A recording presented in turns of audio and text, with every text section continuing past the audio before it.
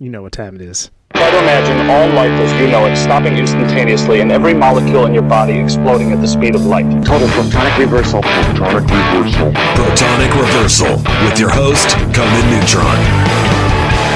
Broadcasting from a secret underground lair in Milwaukee, Wisconsin. A gigantic middle finger to everything that is rock about music, rock and roll, and corporate power. The thing is, though, if you don't laugh, you're going to go on a killing spree with sharpened nails. Confidence of a hero or a fool. I wasn't exactly certain which. Could not be more professional. It's only one I choose to go my life to. That's okay. It means something. It means something. And take that away. Yeah, that's my take on it. What's yours? Protonic Reversal! That's like a science thing, right? Indeed it is. It is a science thing. It is a science place. It is a scientific fact. We are all up in your face. It is time for the one, the only... Protonic Reversal. And welcome to it. Yeah! Protonic Reversal. That's right. Say it again for the people in the cheap seats. This is another special stay-at-home edition of Protonic Reversal. And there's a lot of these coming up. People have been reacting well to it. I guess there's something to be said for a captive audience. I don't know. Gonna have an amazing guest today. Mr. Andee Connors of A Minor Forest, Aquarius Records, the band p.e.e. So many excellent bands and ventures. Just a fascinating dude. Like, seriously, one of my favorite people. Really looking forward to that. That's gonna be a good time. For folks that have jumped on the Protonic Reversal Patreon, thank you very much.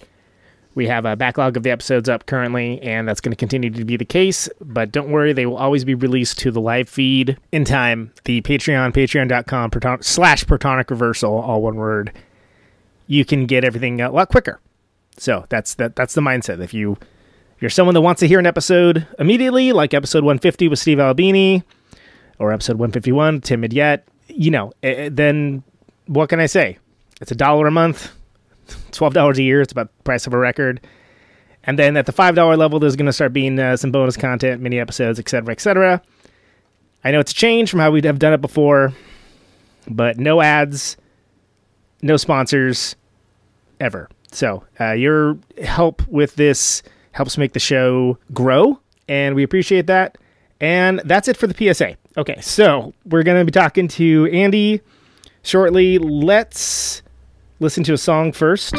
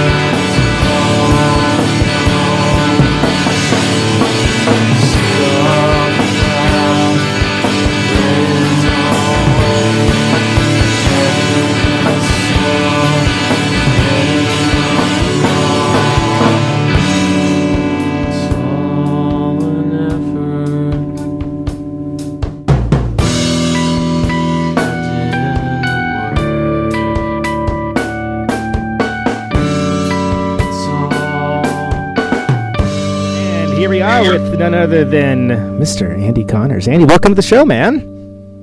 Hey, thanks so much for inviting me.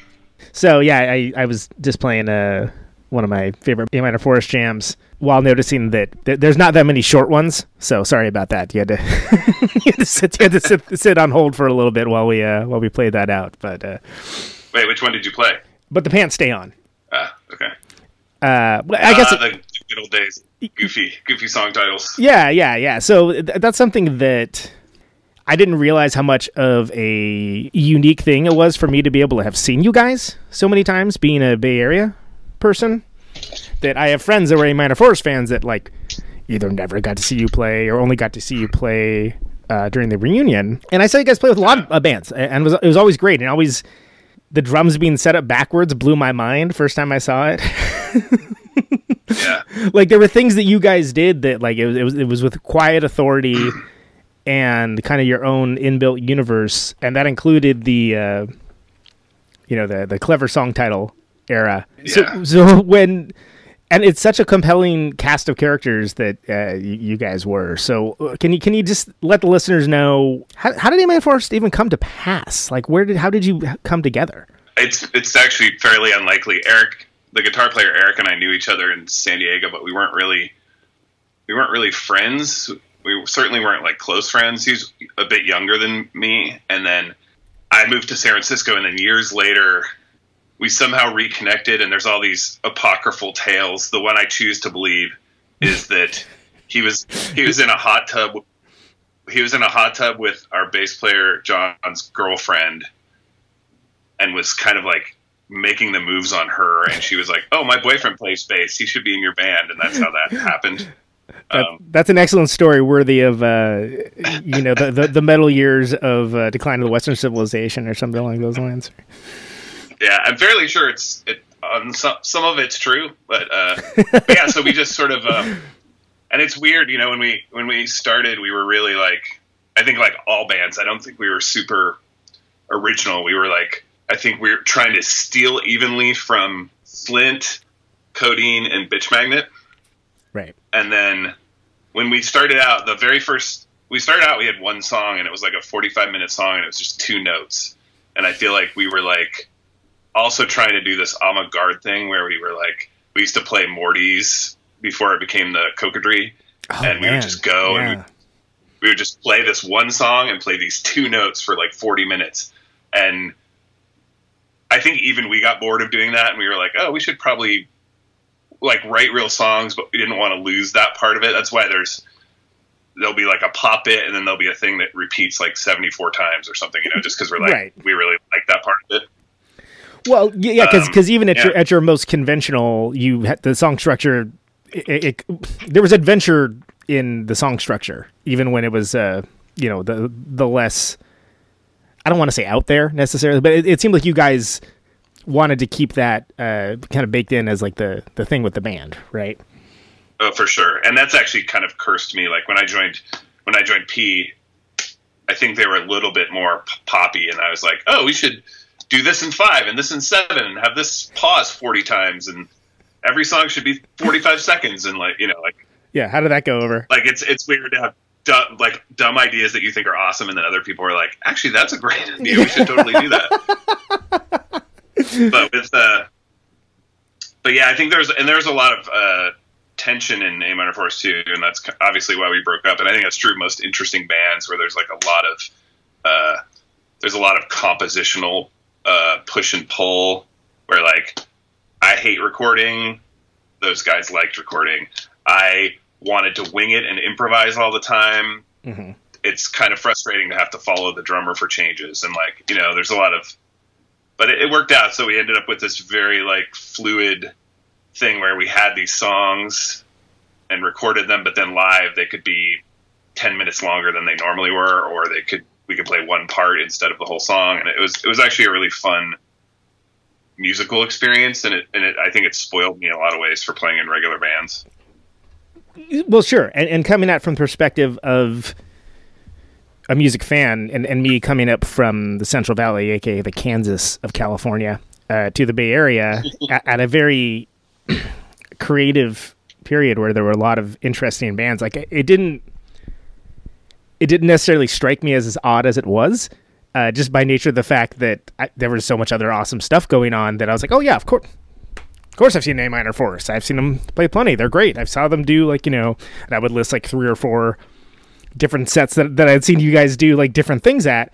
And it didn't even occur to me that would be weird, or that would be something that anyone wouldn't have access to, which I guess just shows the lack of connection in the pre-social networking world, or lack of awareness of me as a younger man. I don't freaking know. Well, and I don't think it was weird. I don't think we were actively, I mean, we were trying to be difficult in a musical sense, but I don't think we thought what we were doing was weird, because there were so many great weird at that era in San Francisco. Yeah. There was just like so many cool weird bands doing the most fucked up stuff that people were actually liking. Yeah, and that was like, you know, I play in Common Eider now with Rob Fisk, who used to play in Deerhoof. Right. But before Deerhoof, he was in Niter Pit, and so for me, Niter Pit was this like iconic band of that era, because they were just like creepy and fucked up, and they were obviously really, really great, but they were one of those bands that sounded like they were on the verge of falling apart every second. The entire time, yeah.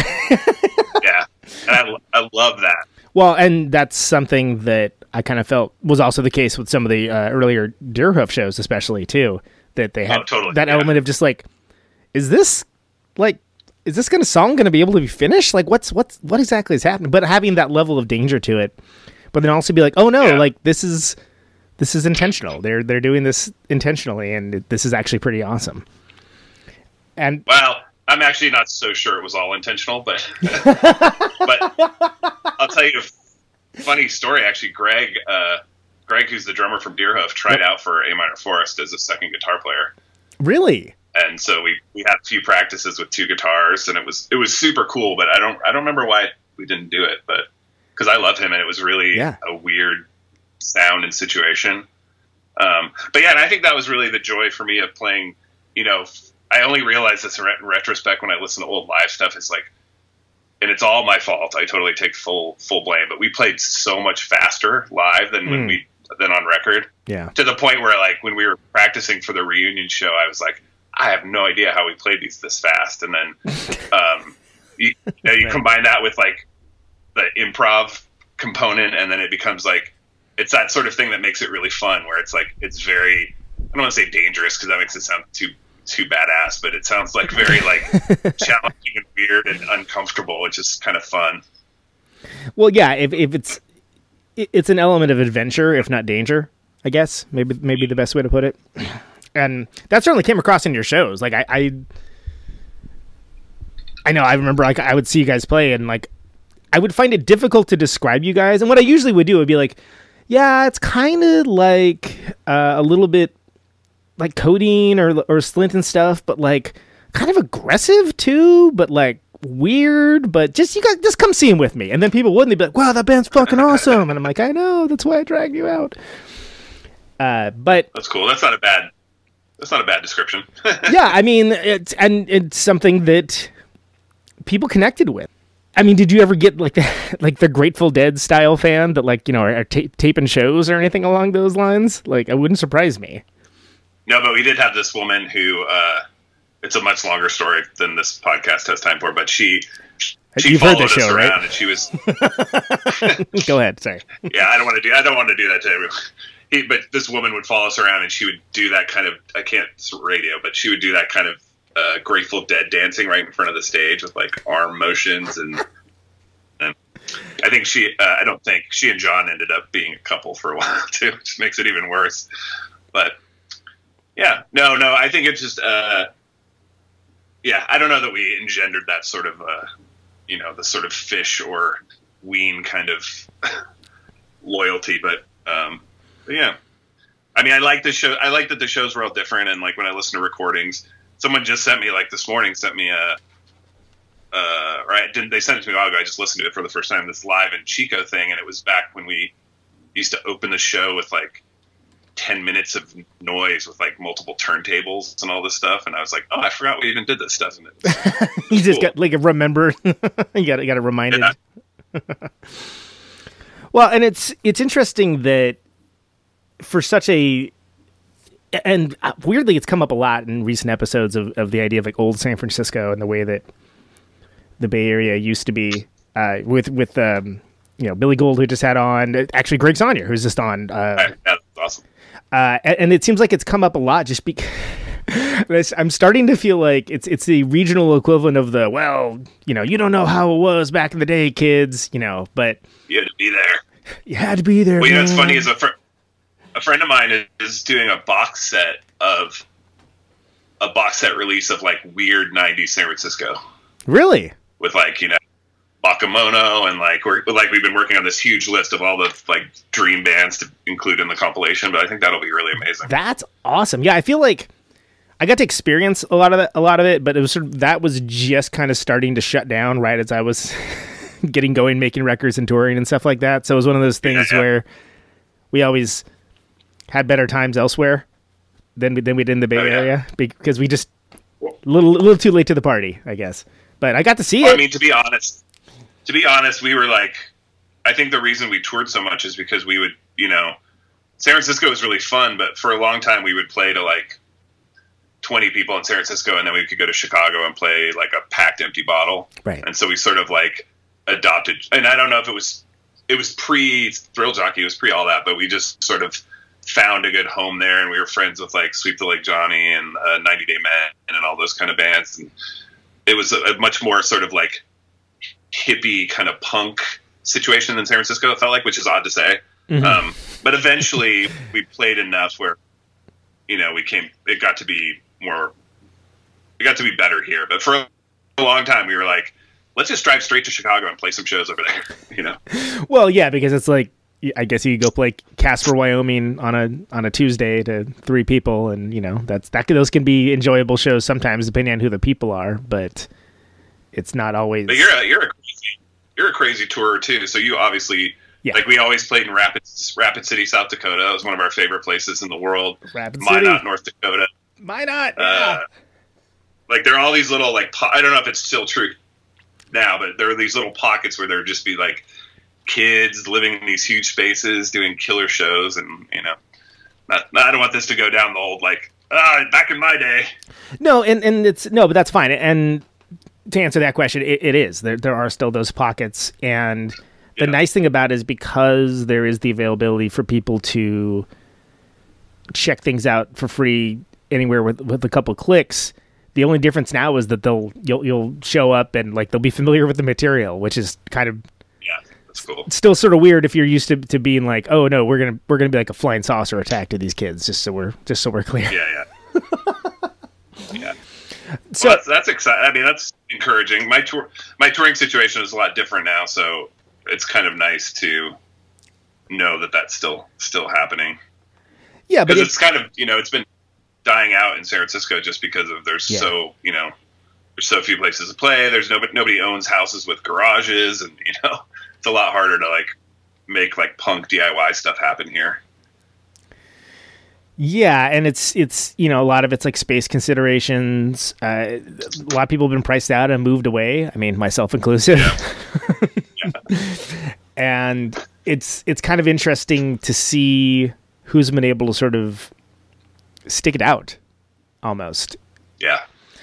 I mean, I feel like it's all the luck of the draw. Like, you know, if I got kicked out of this house, I would have to move somewhere really far out of the Bay Area, like the end of BART, and even that's not really super affordable anymore. And if I lost my job, I would totally have to probably move to another city. It's like, it's a little bit, it's interesting because I wonder if it definitely adds this other, you know, there's always been this with like punk rock and metal and stuff. There's always been this like struggling for your art, but I think it's really heavy. Like, and it was like, oh yeah, I work at a bagel shop and then I quit and go on tour and I come back and then I work at a coffee shop.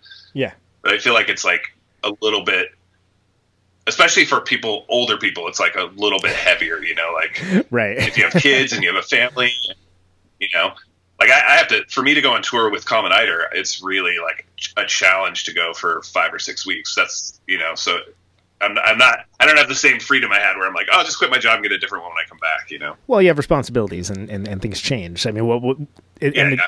And that's something where, yeah, if you're freaking, you know, 19 or whatever, it's a lot easier just to be like, all right, whatever, I'll figure it out when I get back. You know, I'll crash on Jared's couch, whatever, you know, whatever. Yeah, exactly. But it is worth noting that you are like, I mean, I guess in lieu of, you know, tour diaries and tour journals, we have Instagram now. But you know, I see the posts and I see you out and about in Europe, and I love it. It's great, man. I love seeing it. So talk. No, I mean, I'm lucky. Oh, go ahead. No, I was gonna say, talk about that. Yeah, I mean, let's talk about like touring in 2020 with Common Eider versus you know, what your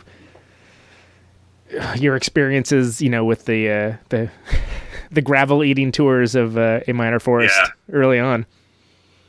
No, you know, I'm really lucky. I mean, I'm really lucky now because I have a job still and I can work from home during the quarantine. Right. But I'm also lucky to have a job, like a music job, where I think there's some consideration where they're like, oh, we want to hire people who know shit about music. We're probably going to have to hire musicians. And if we hire musicians, they're probably going to want to go on tour. So I do appreciate that exists. I'm still limited by like, you know, time off and vacation hours and whatnot. But, you know, me and Rob, the other person in Common Eider, we've done a pretty good job of sort of, we were doing like one really long tour every year. Right. And we generally do Europe simply because it's, on the one hand, it's kind of more fun to explore because, you know, not that it's not to be like blah, blah, blah, but I've done US tours like 50 times, but there's all these places I haven't been. And I think I'm 50 now. So I'm like, oh, these are, you know, my chances to explore these new places. And so like every time we go to Europe, we try to go, like last time we went to Transylvania and we went to Russia and we went to Iceland, and we tried, like every time we go, we try to go someplace new that we've never been. And I think for that band, you know, we play like creepy, drony, rumbly, two old guys sitting in the dark on the floor with candles kind of music. Yeah, so people, if that's not a genre, it really ought to be. Yeah, it is now. It is now, baby. But yeah, I think that sort of thing, people dig a little more in Europe. And a lot of the stuff we do, we try to play like weird. You know, I get made fun of this a lot at work, but like we try to play in caves and bunkers and forests dude, I think that's awesome. That sounds fantastic by me. But then again, it's, for me, touring is almost like still adventure based. So I think that's kind of what you're describing. It's like, let's play someplace interesting and cool, and you know, someplace we'll come away with a story one way or the other. And well, and also this you know, this band is, I've never been in a band that was quiet. Yeah. And so I remember touring with A Minor Forest toured with Low, and we would play, and half the show they would be shushing the audience. And I was like, this sucks. They must be so annoyed. And then, you know, we would get these killer shows in Europe, and we'd get there and we'd realize that it's like in a bar, in a restaurant, and we would play and there would just be like glasses tinkling and people talking and people laughing. And it was just like, it was impossible to actually try to, like, you know, a lot of what we're trying to do stuff that's like really kind of heavy and a little bit like spiritual and has intention and stuff. And it's really hard so that's why we sort of push, well, like we'll play once in a while with a cool band in the right place, but really we're like, oh yeah, we'd love to play this like World War II bunker where it has like crazy natural reverb, or this underground wine cellar, or this cabin in the mountains. You know, it's harder to make money that way, but it's a little bit more satisfying, like emotionally. Well, sure, yeah, especially with the volume thing. If you're fighting with ambient bar noise, I mean it's going to be a little bit dispiriting, not to mention fight any mood you're trying to create. I'll tell you this this horrible story that because it seems like you want to hear horrible stories, but the listeners want to hear them, Andee. I don't. I only want to hear lovely stories, but yeah, the listeners. We got to play at this festival in Germany called Doom over Leipzig. So all these huge metal bands and and that's a weird thing too with that band. We get like we're dark, but we always end up playing metal shows, which I don't think is always appropriate. But we got to play this huge festival, and it was cool. And they were like, "Oh, you'll play the closing ritual." And we're like, "Oh, that sounds cool."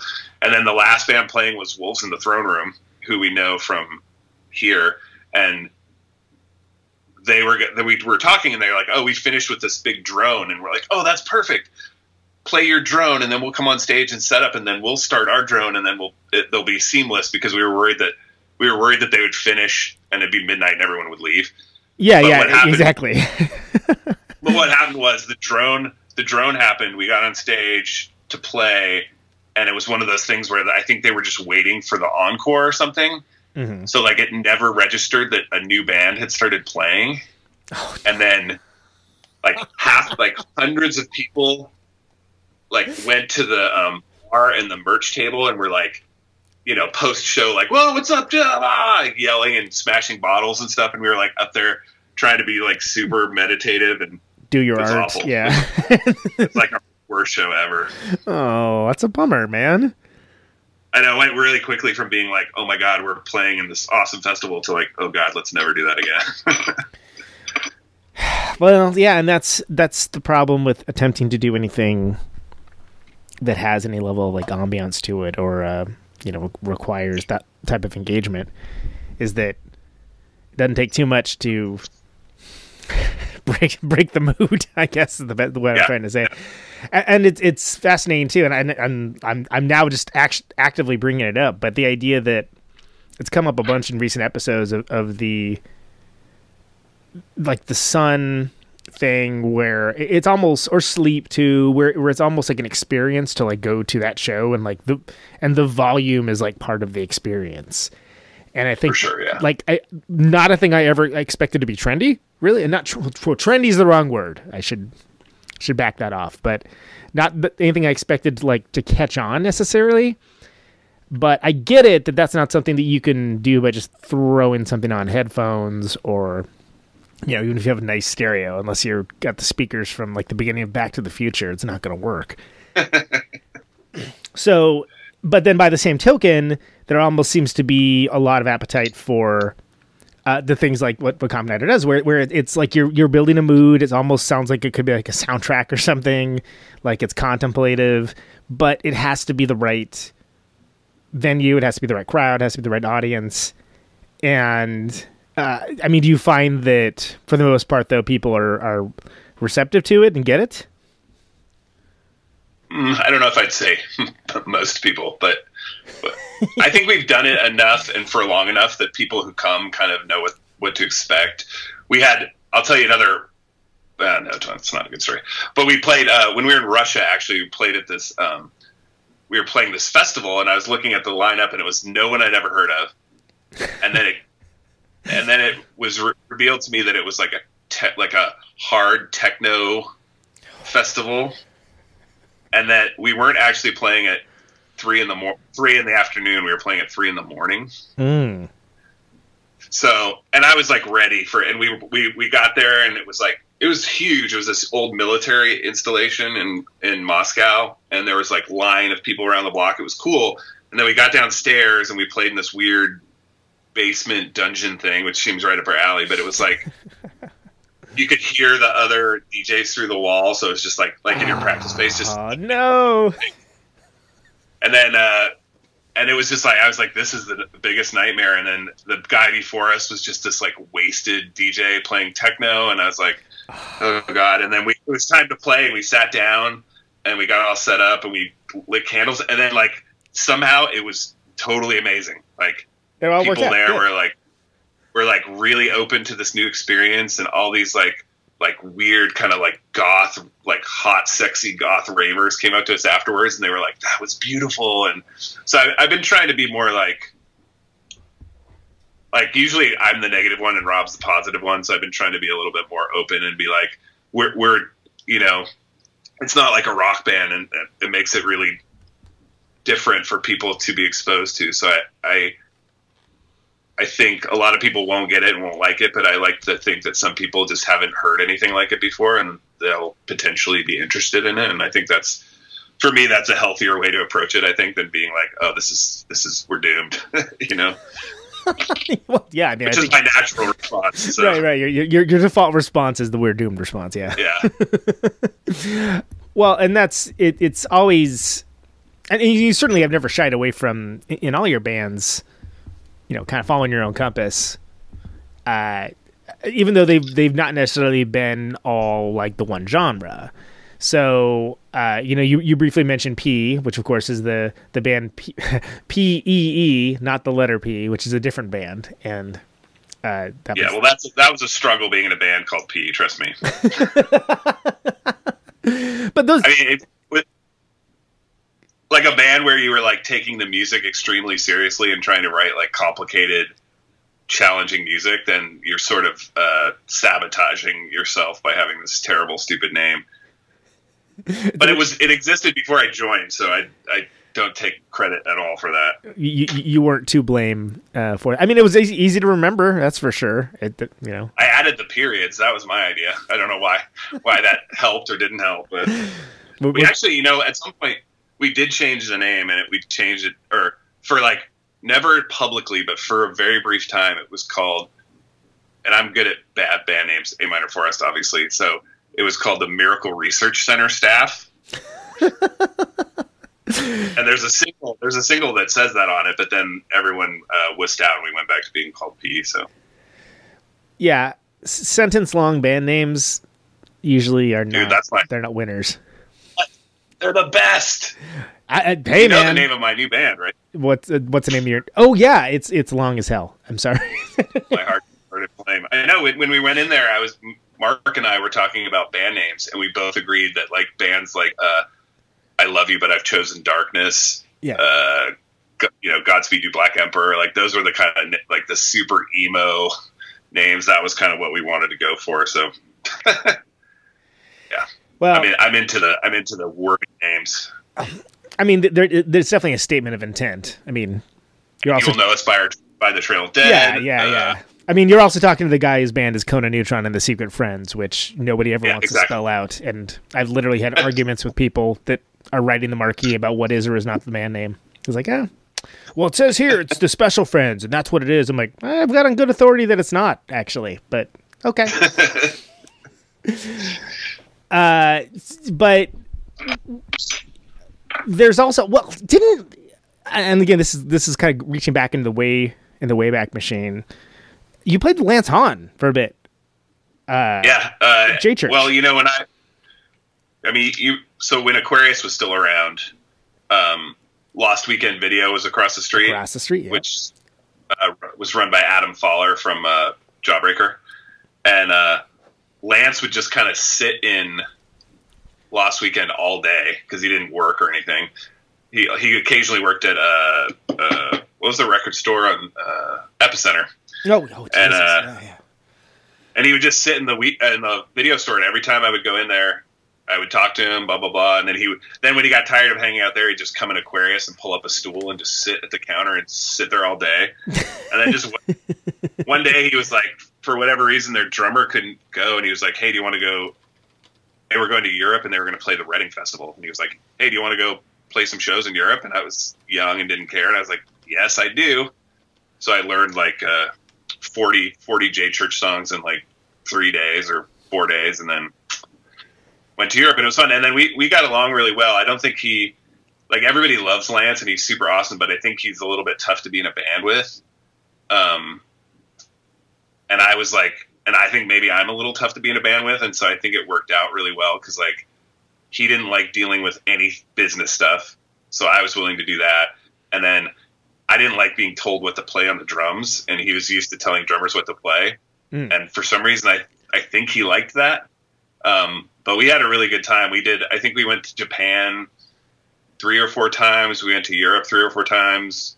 We did the U.S. several times. I think within like 4 or 5 years, we did a bunch of touring, and we did one tour of the U.S. with where I played both in J Church and P, and we toured together in a minivan, which was really fun. Oh wow, and that's actually a pretty interesting double bill tour. That's a very old San Francisco double bill. And that tour actually culminated at Bottom of the Hill, where A Minor Forest, P, and J Church all played the same night. Oh yeah. I think it was at that show, actually, yeah. Yeah. I had the flu. And I had to play 3 times. Yeah. It was awesome. I was going to say double duty is hard enough, but triple duty and then while ill at the same time is a... But yeah, I was fucking heartbroken about Lance, man. I love that guy so much. And he was such a cool guy, and he was such a positive influence on like every scene that he ever touched, and it was just sad. But he was like the unhealthiest dude I ever, and I'm unhealthy for sure, but he like put me to shame with like what he ate and how he treated his body and stuff. So, well, I remember it was not wholly good. Yeah, definitely had a, he had his own way of operating is I guess the way to put it. I remember just we were on tour somewhere and he was having kidney failure, which I think is why he died. And then we went somewhere and he was eating like this huge plate of eggs. And we were like, yeah, I'm pretty sure the doctor said no eggs. He's like, no, the doctor said to eat eggs. And I'm like, dude. And then he'd forget his medication and we'd have to have it like FedExed to Europe. And it was so dumb. But anyway, cool guy. What were you about to say? I'm sorry, I was just going to say my favorite Lance Hound story. This is way back when. Is a Replicator. I asked him if he wanted to play a show. J Church and Replicator play a show. Because again, that's the kind of thing that like made sense back in the day. It wasn't so strictly genre defined. It was like, oh, I like them. They like us. Cool. Let's play a show together. Right on. And he couldn't do it. He's like, hey, we can't do that show, but do you want to do a 7-inch? You want to do a split? Awesome. Which, in retrospect, we probably should have done, but I was so taken aback that would be, like, the second ask instead of being like, oh, let's set up something in April or whatever, you know what I mean? Like, just like, oh, okay, well, we don't have anything recorded right now. But then I was like, oh, yeah, but J Church has, like, 1.5 million releases. So it's like, that kind of makes sense. But that's my perfect Lance Hound story, is that they couldn't play the show, but, yeah, you want to do a split 7-inch instead? I'll tell you, I have another Morty story, actually. Well, so Lance was the first person I ever knew to have a cell phone.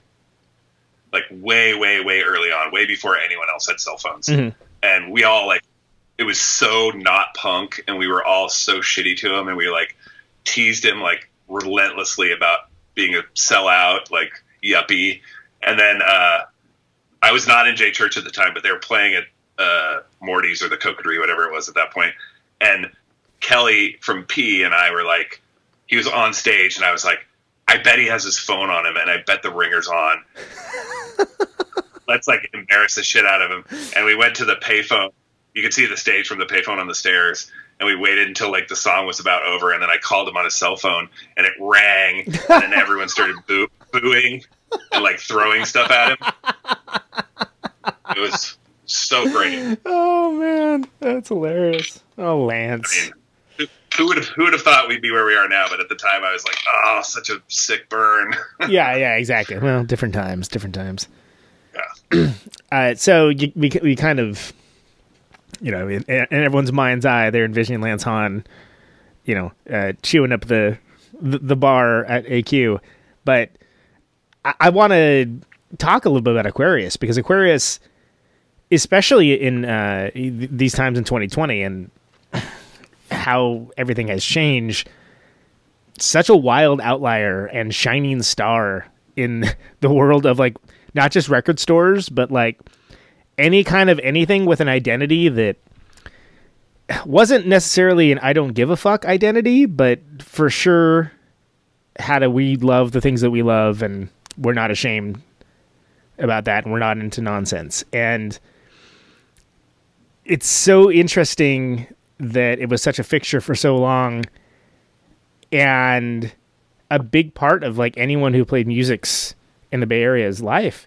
But obviously times change. I mean, that was a pretty big investment of time. Can you tell us how Aquarius kind of came to be and how you became involved and just the whole story without, necessarily summarizing the documentary? Yeah. So when I was like young and a young punk rocker and I just got into San Francisco, I worked at Holy Bagel in Noe Valley. Cause that's the kind of job that was good to have for a touring musician. Cause you could leave for a month and still have a job when you came back. And back then Aquarius was across the street from Holy Bagel. So I would I would work the morning shift and then I would go across the street and I would hang out with Wendy or whoever was there. I would just listen to music and I would basically be Lance. I would be the Lance Hahn of that situation. Right. Yeah. Exactly. And I would just sit there constantly. And eventually Wendy was like, why don't you just work here? Cause you're here all the time. So I got a job and they were very cool about, there were still a lot of musicians happening employee wise. So I would spend like maybe 6 months out of each year on tour. Like A Minor Force did an enormous amount of touring. And so I was gone a lot. And then one time I was gone on tour and while I was gone, Wendy hired Alan. And then I came back and Alan was my boss, which was very upsetting to me. And then we were getting kind of Wendy. I think Wendy was kind of burnt out on having a record store. She went on to work at Apple for a long time, but yeah. She was kind of burnt out and she wanted to sell the store. And Alan and I had already talked about leaving. We were going to quit and start our own store from scratch. But then so much of Aquarius's identity at that point was kind of wrapped up in me and Alan's personalities too, that it seemed kind of to make more sense to not start from scratch. So we took, I can't remember, I'm really bad with years, but I think it was 2002 or something. I don't know. We took over, the store moved to Mission, yeah. And then we took over. And then for a few years, it was really awesome. Like it was booming. It was good. And then, I think this is true of a lot of record stores. I didn't start a record store or buy Aquarius because I wanted to own a business. I just like music. Mm-hmm. And that's not a great way to run a business. And, the list, we sent out the list every couple weeks that was like 50 to 100 reviews that were like 1 million words long and super detailed. It was, I love it and I'm glad it happened, but it was so labor intensive. And like for years, Alan and I we would be at work Thursday until like 2 a.m. and then we would come in the next day, Friday night, same thing. It was a nightmare. And it was a nightmare in context. Like it was really fun, but it was so much work. And then just the world just kind of shifted a little bit. Like, there was the crisis in 2008 or whatever. Yeah. And then, I think the world has changed with the internet, with Bandcamp, with, I see a lot of record stores that are still around, and I know some secrets about some of them, about how they stay afloat, and then I think it's just a different world that didn't make sense for the kind of store we were. Like we didn't we begrudgingly had expensive records on the wall just because if we didn't, people would buy them and sell them on eBay. But like I never wanted that. I never wanted to sell things at collector prices. I liked it being punk and accessible to DIY, and I liked that you could buy black metal and you could buy weird electronic music, and I liked their in stores. And I was really it makes me so happy that whatever weird magic existed, like created the community that you were a part of, that all these people were a part of, that just like people who are interested in reading about fucking ridiculous, weird music and exploring way outside their comfort zone. Like, I don't know. It's funny, there's a documentary coming out, I think this year, about Aquarius, and Justin Foley, who you had on your show from the Austerity program, friend of the show. Yep. Austerity program. He's the only one in the documentary who talks shit. 'Cause he's like, he's like, yeah, Andee reviewed something and it sounded really cool, and then I bought it and I hated it. But then he's like, but he was like, I still appreciate the experience of like I loved reading about it and it made me want to hear it. And we didn't connect on this one, but like we connected on other things. And I was really grateful for how much goodwill and how much love could center around what is, at the end of the day, is just a store. But, you know, for me, it was never just a store. It was like a place to hang out and a place for musicians to come. And, you know, I'm sure you're the same as me, like on tour, you get to a new city and you want to know where to eat and where the record store is. Yep. And like, I think that was like, you know, and we had people who would show up at Aquarius with a suitcase and I'm like, oh, they're like, we came straight here from the airport. And I'd be like, why didn't you go to your hotel first? And they're like, we're so excited to see Aquarius. And I'm like, oh God, thanks. I hope it's, you know, and they're like, it's so small. And I'm like, I know. Well, yeah. And so that's what I was going to get at, is that, and people would have it built up in their mind as to what it's going to be and think, you know, oh God, it's got to be this crazy emporium of everything weird. And it was, but small space, like not a big, incredible the amount of stuff you were able to fit into that store, frankly, especially in retrospect. Well, I also think the list gave people an exaggerated idea. Like after 15 years with like, you know, whatever, 50 or 60,000 reviews. Yeah. I think maybe there's this presumption that all 50 or 60,000 of those records are in the store, right? Which was not the case, you know. But I mean, I would read the newsletter, you know, every time it came out, and like it was something that, you know, maybe like 1 out of 30 times I would actually like be able to swing by the store, and you know, I wasn't exactly high rolling, so I wasn't buying everything, but I always appreciated, you know, the level of effort that you would put into stuff, and I would even like read about things that like I don't really care about that, but I want to see what they say about it. And I think that's something that, well, I guess it's more commonplace now because of social media, I suppose. Yeah, exactly. But, and now that I'll tell you what, platformed. I like what you just said, because I took a cue from, I don't know if you ever read Mojo magazine. Yeah. It's a British magazine. Every time I see it, the cover is something super boring, like, oh, it's the Beatles, oh, it's Aretha Franklin, oh, it's the Who. Right. And I'm like 100% not interested. And then I read the article and I'm like, holy shit, this is super fascinating. Yeah. And I kind of was like, there's a way to write about music that it's fun to read about it, even if you ultimately don't want to hear it or care about it. And that was an inspiration for me too. Just like it was a lot passion, and you know, there's a lot of like, oh my God, this is the best record. You know, people used to give me shit all the time where they're like, wait, how can this be the best record of all time? The one you just told me yesterday was the best record of all time. And I'm like, right. How can they both be true? Yeah. For me right now, it's the best record of all time. It's the best record of all time today. Yeah. I'm like, there's room for many best records. What are you talking about? But I think you make a real good point where like, I think we got to the point where we weren't so unique. Like when the list started, we were really, really unique. There's nothing like it. Nothing. Like maybe think we were zine, really, but you know, like not as place that is a store, like Forced Exposure and stuff like that. But I don't think we adjusted well. We were sort of set in our ways, and I also think people started like reading our reviews and buying records other places, which I think is probably a problem for a lot of places. Yeah. So like small bookstores where people come in and they write all the titles down that look cool, and they go home and buy them on Amazon. Like I think that was a big part of what happened to us, you know? Yeah.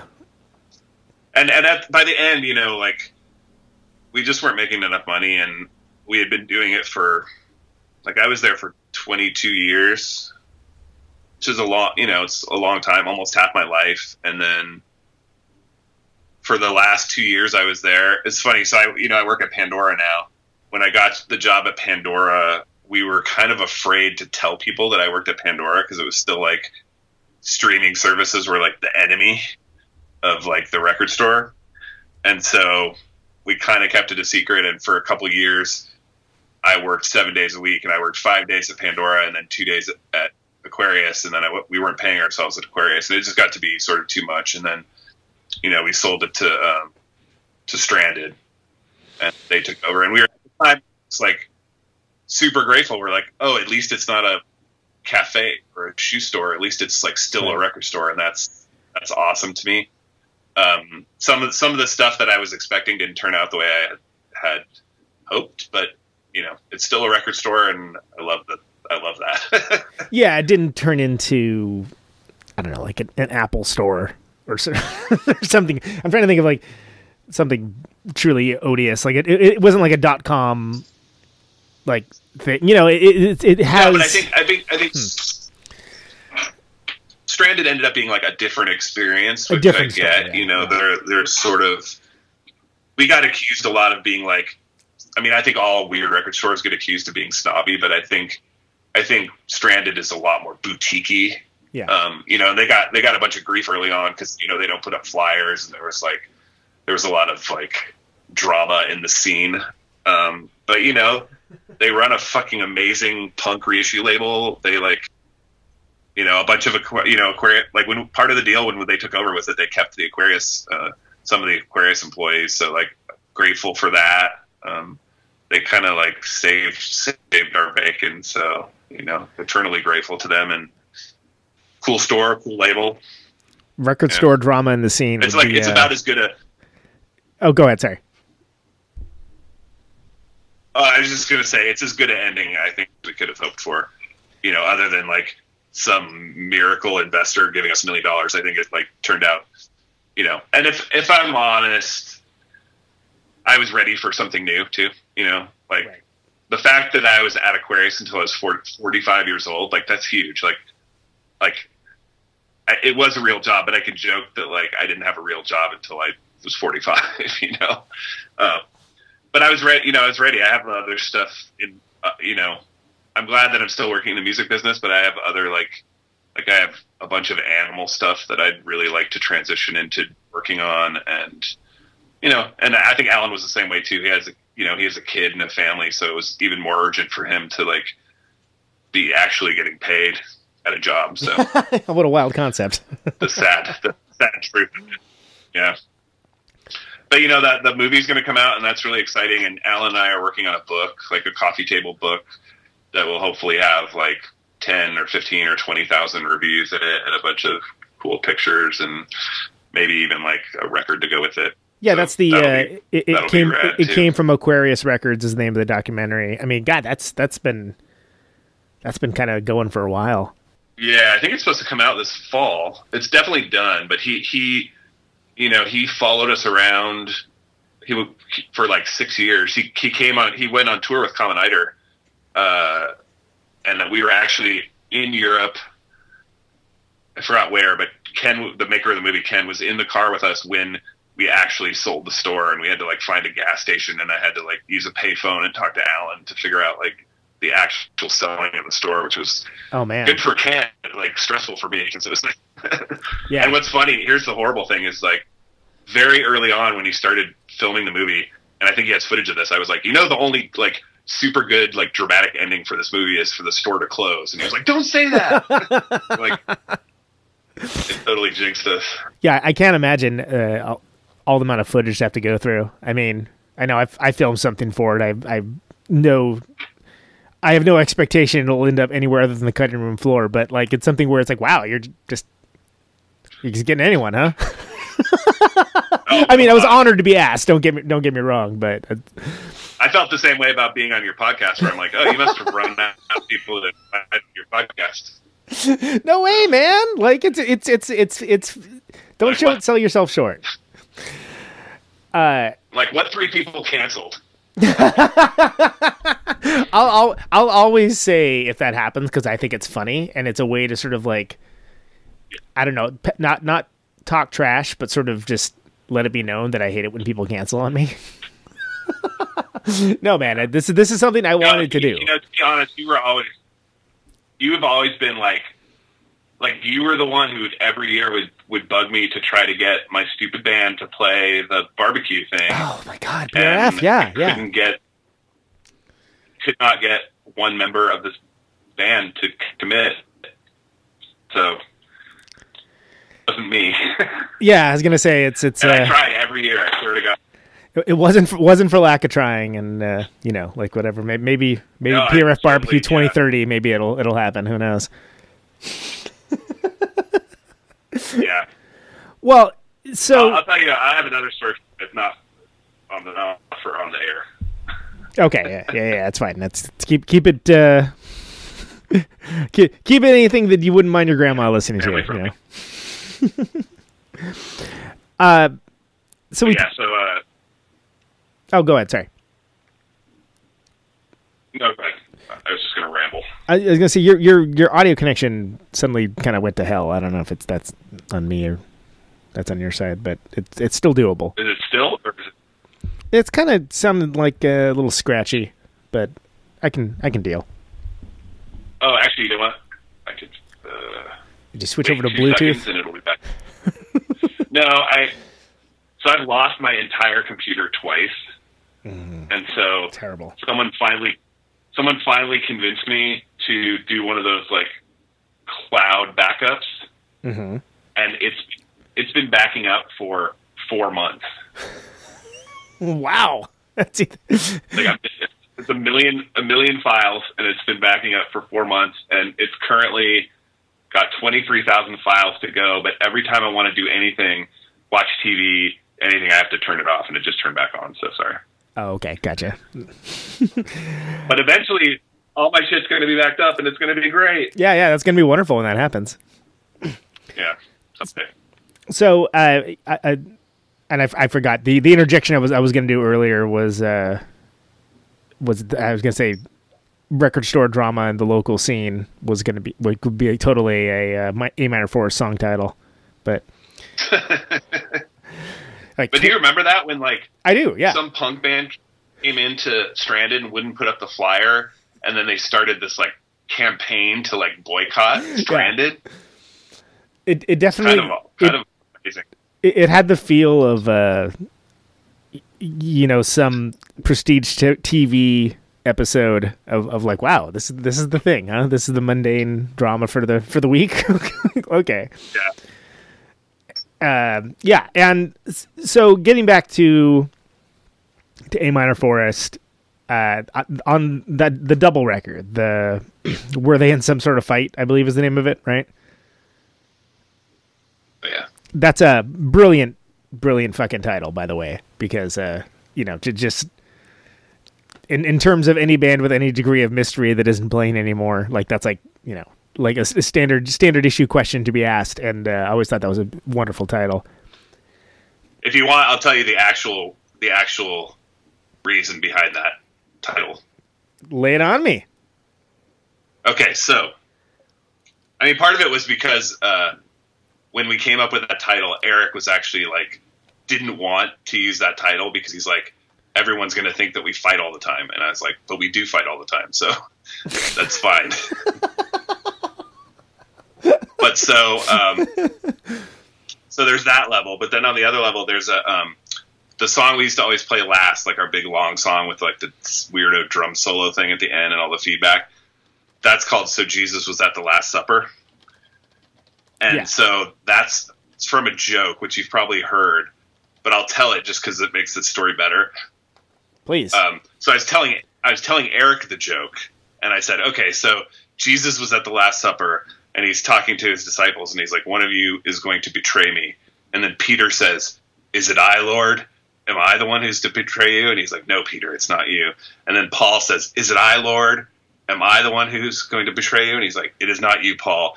And then Judas says, is it I, Lord? Am I the one who's going to betray you? And then Jesus says, is it I, Lord? Am I the one who's going to betray you? So that's the punchline. Nice. So I told that joke to Eric. And then Eric just looked at me for a minute, and then he was like, wait, so were they in some sort of fight? That's actually way better than the expectation of what that title is. That's awesome. So the fact that Eric didn't get the joke, but then tied in with the fact that we were always fighting, kind of made for a good title. hits on a couple different levels. So on that, how about No One Likes an Old Baby? What was the inspiration with that? Oh shit! A lot of the song titles were just dumb things I said, and then someone else in the band would say write that down. And I think that's No One Likes an Old Baby. I bet John would remember. I remember ones like Bill's Mom Likes to Fuck. I remember why we had that song title. And I remember Performed Critical Straw Transfer. That was what the waiter at Denny said to me once. So you just have like a notebook that you like I kept these, or like what was the record keeping situation like? I had like a notebook full of song titles. I still do actually, but they're sort of not applicable because it got to the point where like you just said, I'm like, oh, that would be a great A minor fourth song title. Yeah. But, and you know what's funny too? That this is weird. Is like I'm really I won't say anti, but I find it very difficult to reconcile humor and music. Like, yeah. No, I get you. Like most bands that are funny, I don't really like, and like joke. I always like sort of derogatorily refer to it as like joke rock, and it really bothers me. But for some reason, like we had these like really stupid like inside joke song titles that we just thought were hilarious, and yeah, I don't know. It doesn't really jibe with my whole like music's not funny, you know. Well, I can say, speaking personally, I liked it when you guys did it, and there's other bands that pulled it off, and there's other bands that it would irritate the living hell out of me, and they would just make me crazy, and I don't even understand why necessarily, but it certainly never bothered me with any of the A minor fourth stuff, and I think also, yeah, joke rock is tough because I enjoy like absurd concepts and execution and commitment to the bit, to be sure. But, me too. But I feel like if there's ever a sort of any kind of like, haha, check out what we're doing, you know, elbow, haha, isn't this funny? Yeah. I'm usually annoyed, and I usually don't think it's funny. And I think there's a difference. Like, I almost brought up Ween, but I think Ween are just weird. And they're like obviously goofy, but I don't think they're like trying to be, I mean, maybe they're trying to be funny, but I don't know. For some reason, I really like Ween. And then, but like, you know what always, whenever anyone recommends a band and says it's Zappa-esque, I'm always like, ooh, nope, I'm out. Yeah, that's a check please moment for me too. Yeah.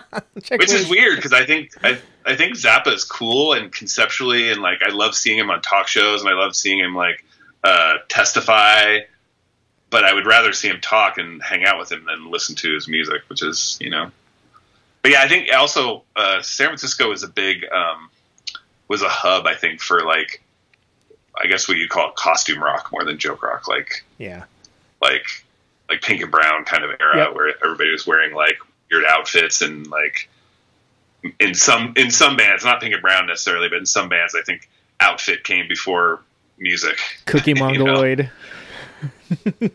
remember that band? But then there was like what was Crankin' Cabinet, Dr. I don't know, but then like, you know, Carolina Rainbow, there are all these like really amazing costume bands that I think are like so over the top that you just can't you can't even argue with it. It's just so much effort and insane like thought went into it that I get blown away. I went and saw it. Did you see King Diamond when King Diamond was here? No. It was kind of goofy, but it was so amazing. They had this like 3-story like abandoned hospital with like a dungeon and all these like broken old beds and lights, and like the lady came out in the wheelchair and this little girl, and it was like heavy metal dinner theater, but it was like the coolest thing I'd ever seen. Yeah, it makes like Alice Cooper, like classic Alice Cooper band shows. Yeah, exactly. You know, just like a jeans and t-shirt band playing on stage as far as presentation. I remember the first time Immortal came to San Francisco, they played at the Pound. Do you remember the Pound? Yes, I remember it well. They played at the Pound, and they showed up, and they were not wearing corpse paint, and they were just wearing jeans and t-shirts, and everyone was super pissed. Because there was like, you can't do that. If that's your whole deal, you can't do that. Yeah. Come on. It was a bummer. I did like, the Pound, I wouldn't never say it was a great place, but they did kind of just let whatever happened. I mean, I remember there was one show. There's one show we played there that was it was Replicator and El Buzzard and Oxbow and Babyland. And oh wow, that's cool. Yeah, it was a great show, but I was like, wow, I don't think anyone else would let us do this. I'm kind of surprised that they're letting us have this like wildly disparate group of bands and all of their different fans and scenes all kind of jammed together for what was quite a bunch of disparate gear on stage, but actually a very lovely night, you know? Yeah. No, that sounds amazing. I wonder if I was there. That sounds like something I would have gone to. So I can't remember. That was the other thing when we were getting prepared to talk. I was like, "Oh God, I have the worst memory of, of anyone I know." Like, so when did this? I have no idea. When did? Don't know. Don't remember. I mean, like I said, it's not a quiz show, man. It's a conversation more than anything else, and I like the fact that. Well, if you just knew, especially A minor forest, if you just knew the band from like watching the music, again, you would be like, oh, these guys, these some serious motherfuckers. Like they're, you know, don't look at them the wrong way. They'll, you know, like whatever. But is that really what you would think? Well, when I first saw you, but before I knew you guys, I was like, oh, there's a bunch of fucking goofballs. You know, it's fine. And you guys are total music obsessives too. That's the thing, but in your own ways. And I thought that was something that I guess I'm surprised when I find that bands aren't. And again, that's one of the things that came through jumping back to the Aquarius stuff of like just like the stuff that you loved and the stuff that you wanted people to know about. It was very much like, hey, you got to check this out. This is fucking awesome. Here's all the reasons why I think that this is awesome. And I kind of feel like that was the same ethos with A minor forest, that you just had like, oh, check out this thing we made. It's completely bizarre. This is what it sounds like. And it's, you know, for folks such as myself, it worked. And we're like, wow, I don't know why it's doing that, but that's great. No, that's cool. I mean, I actually said to somebody the other day that I felt like being in that band was very liberating. Like there was this period where we had a friend of ours had a studio behind Bottom of the Hill, and she just gave us access to the studio. And a lot of the songs on that comp are from that era because they had like an organ and they had all these weird rooms. So we'd be really like, I'd be like, oh, Andy's going to play lap steel. And then I've made this little thing on the organ. And then we're going to, you know, it was really fun to just be able to do whatever you wanted and see what happened. And I thought that was really liberating and kind of like fun to just not always be the drummer, and not even in a way where I'm like, oh, I'm going to write songs now, but just like, oh, I made this cool, weird little thing. Let's put it in a song. And it was, I don't know, it was really fun. I feel like that's a really healthy place for musicians to be, where they can just like throw all kinds of stuff at the wall and see what fits and sticks. And, you know, well, it just seems like there was a legitimate excitement for the act of creation and sharing things, which is, you know, there's nothing wrong with that at all. And that can manifest in a lot of different ways. You know, I always think about the true last Steel Pole Bathtub record, that Unlistenable record, which I think is completely incredible, but you know, it could be a harsh toke for someone as an entry point necessarily, but you can just tell it's like, oh no, these guys like finding what they love about playing music, and just like all rules are off. There's 3 Cars covers on there. Why? Screw you. That's why. You know, why not? I think people at work were really surprised that I was like so broken up about the Fountains of Wayne guy. You know, and like I love pop music, and not all pop music, but they're like, I have a really like sweet tooth for pop, and the pop that connects with me like really connects in a different way than like noise rock or metal or whatever. For some reason, I really, really love that band. Like that band, the Posies, Sloan, like that sort of like muscly guitar-y power pop.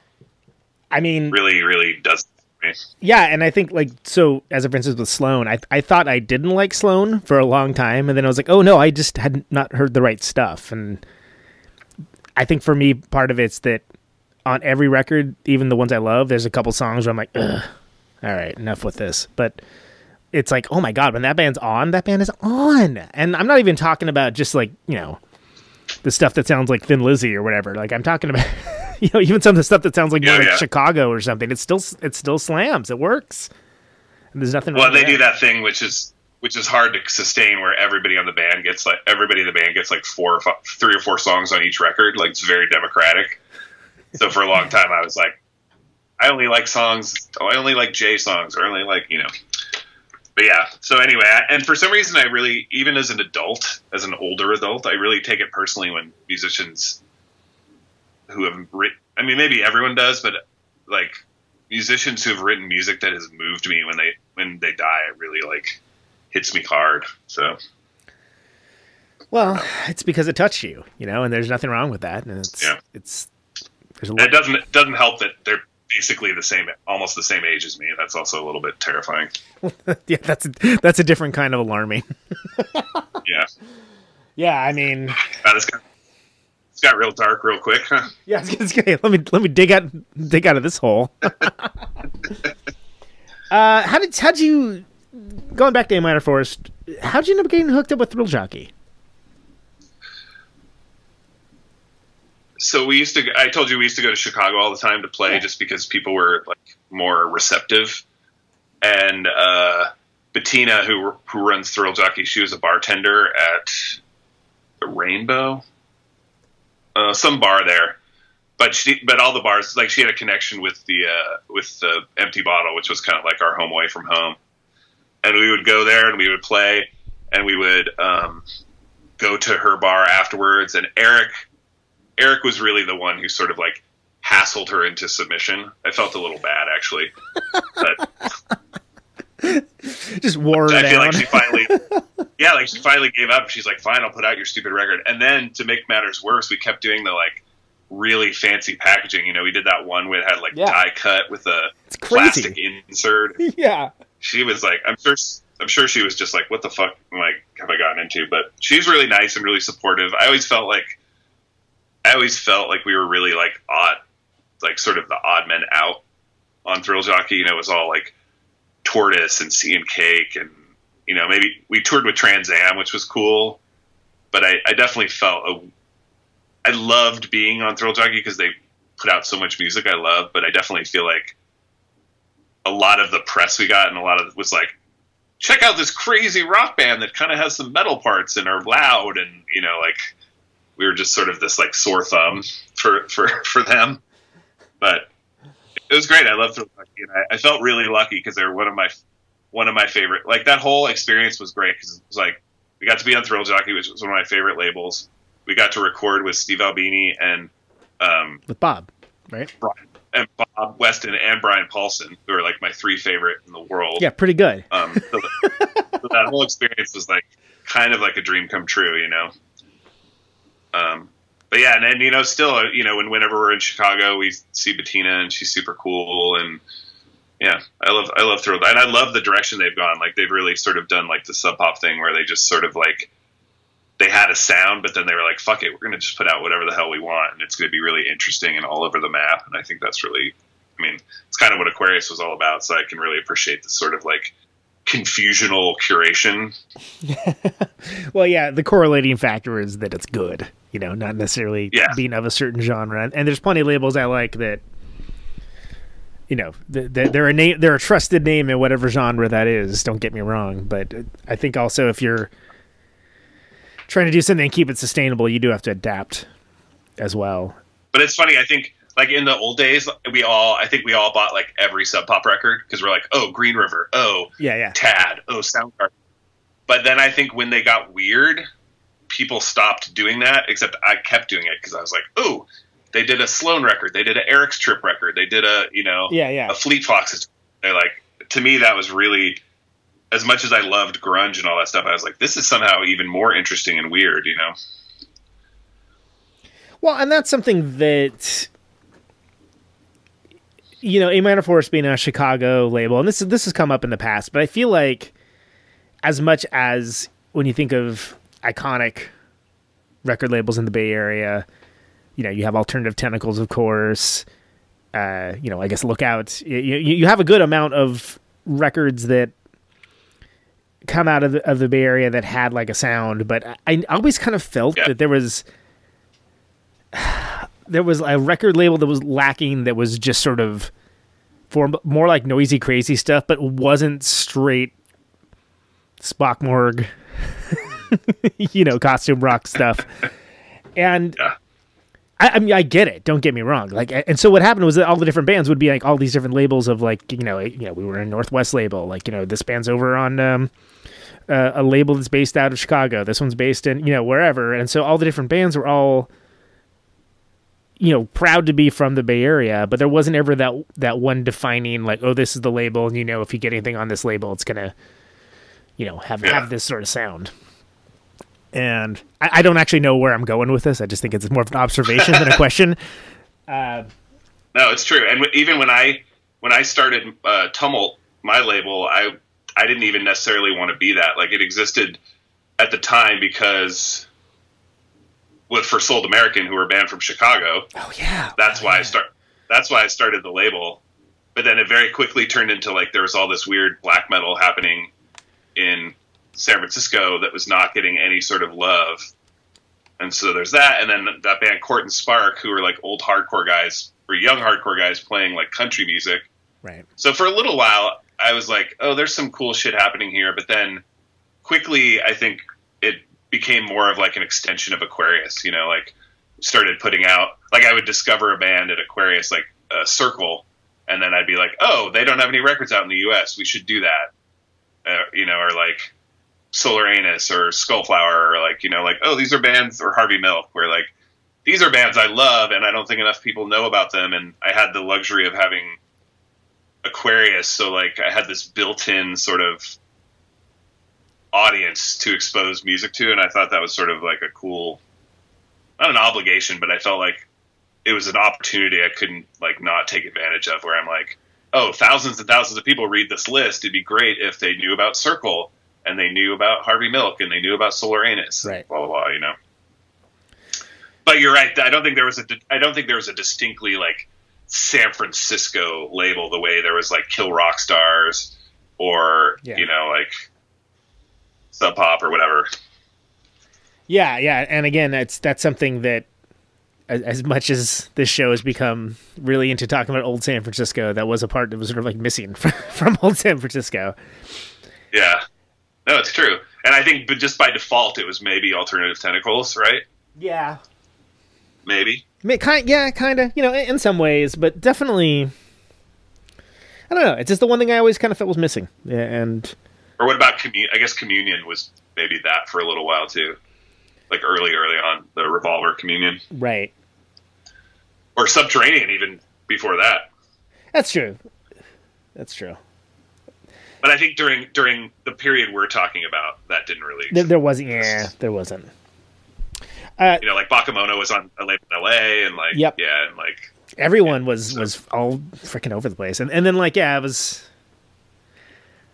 I don't know. I don't actually know if this is an interesting topic, so let's talk about something else. But so the last A minor 4 show, first round was 98, right? Something along those lines. And then 98 at Great American with 3 Mile Pilot. Yeah. And it's like a 15-year gap. Is that accurate? Yeah, 15 years. Yeah. So that's a lot. And the only reason. Go ahead. Oh, go ahead. Sorry. I was gonna say it's a long time. It is a long time, and John, the bass player, John and I have been playing together that whole time in various different projects, and yeah, like Tick War, we were like, and there's been a couple of them, right? Yeah, we did. The thing was, we lacked. I'm sure this is true of a lot of bands where, and this is like, we used to joke that, and this is no disrespect to Eric at all, but like I think he did fulfill this role in our band where like we're like every band has to have an asshole. Like every band, the band asshole has to have the person who like makes shit happen and doesn't let things slide. Mm-hmm. And so we were joking for a while. And we actually came up with a new A minor force title called Rotating the Asshole. Because we're like, yeah, right. Let's all take turns. Like, let's all take turns being the asshole of the band. But instead, John and I would just like, instead of band practice, we would go see movies. And instead of band practice, we would go eat Chinese food. And so like over 15 years, our output was like, barely there. And so Bettina actually reached out to me wanting to reissue the A minor force records for Record Store Day. And so I just was like, hey, it would be really nice. She was always so good to us. And I don't know if people still care, but she's going to spend like a bunch of money to repress these records. It'd be cool if we could play a show or two to like help get the word out. Yeah. And then Eric was into it, and then just like every one-off, like Jehu and whatever, if you're gonna put in the time to learn like 10 songs, you probably want to play more than one show. So it's nice, yeah. So I hear anyway. Yeah. And then our reunion tour was really fun. It was really it was basically like a high school reunion. Like every show was a bunch of people I hadn't seen for years. We had a very funny, very specific writer, based around being old. So what, you mean like Ben Gay? Like what do you mean being old? No, in that there was never more than 2 bands on a bill. Oh, I see. Okay, sure. Yeah. And we never played later than 10. And a lot of that was because, half the people coming were like our age and they had kids and they had jobs. And I was like, I would love for them to be able to hang out the whole night and not have to leave after one song. Yeah. So, and it's like, oh, it's 2:30 and Christ, the babysitter, So it turned out fun. And then we had we'd finish at 11:30 and we could still go out and go to Denny's and dick around. And it felt like old tour days, but we'd be in bed by 1 instead of 4. So it was cool. Well, and how cool is it to be able to have the sway to be able to do that too, right? I mean... Oh yeah, I mean, I feel really grateful that people let us do that. And you know what? To be honest, it was literally just like touring in the old days. There were a bunch of people in New York, there were a bunch of people in Austin, and then we played a couple places where there were 10 people, and we played a couple places, right? Nothing changed. It's exactly the same. Yeah. There were a couple shows that I expected to be massive and there was no one there. And there were a couple surprises where I was like, holy shit, this is cool. So it's nice to know that's still the same. So yeah, definitely hasn't changed. So do you feel that the folks that largely would come to see you would be stuff from the old days? Did you have people that got into it while you were not a band and had never seen you? It was kind of a mix of the bunch? I think it was a mix. We actually there are two things that I remember. One was there was this girl at one of our shows. I think it was in Arizona.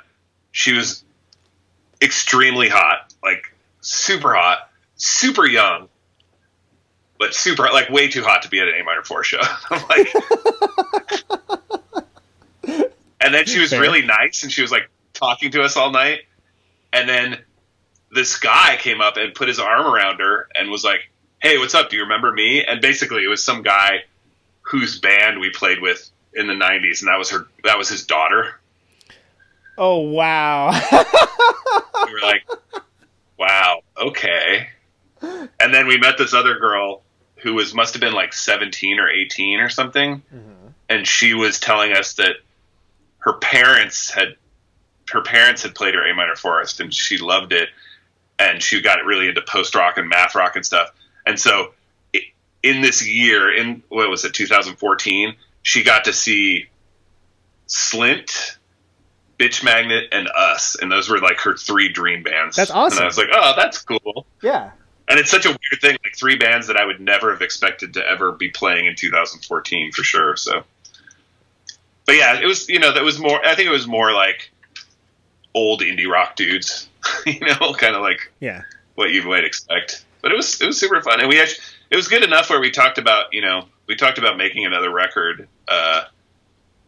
I'm glad you brought that up. Yeah, at least exploring it. But there's some non-musical stuff that's been hot. Eric has been dealing with a lot of family stuff and sickness, and he's sort of in a really complicated situation that's made it. Even doing that tour was really hard for him. So. And obviously John and I can't get any shit done when it's just me and him. So, well, you can go get Chinese food. So you got that going for you. Yeah, exactly. And see the next Fast and Furious. But yeah, priorities, man. It's all sort of if Eric comes to us and he's like, hey, my shit got figured out and this sounds fun, we'd probably do it. I'm really I still I still do a lot with Common Eider, and I have a new band that I'm kind of putting all my energy into, and I'm pretty happy with that stuff. And I'm also, with this quarantine, I've decided it's finally time to not just be a drummer, so I'm trying to learn Ableton, and I'm trying to, like, learn my way around a bunch of synths that I've gotten, and so I'm just trying to be, like, I don't know. My new band is all synths, too, so I'm trying to, like, do more in that band. So, but yeah, we'll see if Eric ever gets his stuff together. Yeah, I mean the My Heart in Inverted Flame stuff, despite having a very difficult to remember name, it's super cool. It's definitely, the name was in French before, by the way. We decided being French was too pretentious, so we changed it back to English. That makes me feel better. No, it's very vibey. It kind of reminds me actually a little bit of the Talking Book stuff that Bill Gould just did, who I just had on, and the way that it's like, it's good having on and like kind of being contemplative, but also sort of doing stuff as well. Kind of music, at least for me it is. I don't know, other people, their mileage maybe. I'm not talking about like, lifting weights or something. I'm talking about, mundane activities.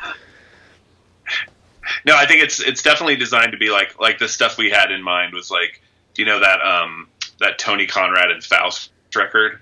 Where it's just like, yeah, okay, just like, so in my head I was like, okay, it's like a doom metal version of Tony Conrad and Faust, or like a doom version of the Necks, where it's like very repetitive and atmospheric. And I sent it to a lot of people, and they were like, "Oh yeah, you're not really, the drumming's not super mathy." And I'm like, "Yeah, it doesn't always have to be." Yeah, I know how to play other things, as it turns out. Yeah. But yeah, that's been really fun. Like, it's just two of us, and it's just synths and drums. And I think I don't know how you feel about band stuff, but for a long time, Common Eider was 5 people. Yeah, like George Chen was playing with you for a while, if I remember correctly. Yeah, I took his place in Common Eider. Oh, okay. Yeah, 5 people is a lot of people. And then when we got down to 2 people, we were like, wow, this is so much easier, and it still sounds great. But like, decisions and touring and money and everything is so much easier with 2 people. And so then when Mark and I started My Heart in Inverted Flame, we're like, yeah, let's do 2 people. This is great. Duo is the way to go. Definitely, the less schedules you have, the easier it is to do stuff, and that can be a nice thing, for sure. Well, and even arguing, when we used to argue in A minor forest, like, Eric and I would always be on opposite sides, and then John wouldn't care and wouldn't be the decider. He'd just be like, "It's cool either way, guys." And I'm like, I think you both have some very good points. Yeah. Yeah. Can't be Switzerland. This is going to be a wild shift, but I definitely wanted to ask you about that live Boredoms record that you were a part of, with like 70, 74, 75 drummers or something along those lines. I can't remember. Well, we did it twice. We did it once in 2007 in New York when it was 77 drummers. And then we did it the next year in LA at the La Brea Tar Pits when it was 88 drummers. It's a lot of drummers. And they still do that. It's called Boa Drum, and the Boredoms still do it. They apparently did one on a boat in the middle of the ocean during a full lunar eclipse, which I did not get invited to, but it sounded rad.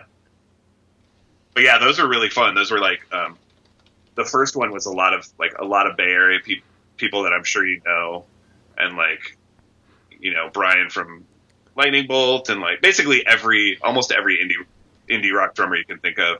And Andee WK was doing it too, if I remember correctly.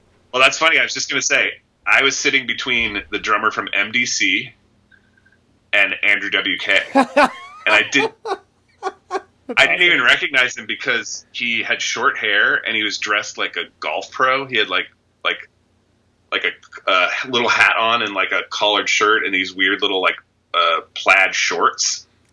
Wow. And I think he was doing some sort of bit, and he was a terrible drummer too. But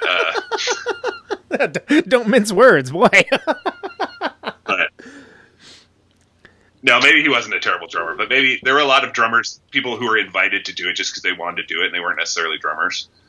But he was super nice, and I was like, I had to ask. I was like, "Are you Andrew WK?" And he's like, "Oh yeah, hey, fun." He was really nice, and it was really fun. It was like for the New York one, like thousands of people showed up, and we could see the bridge, and there were like people, like thousands of people on the bridge, and it was right at sunset. It was really beautiful, and it was really. I mean, I don't think any of us did it with the idea that it would be recorded. I think we found out later, but just the actual like.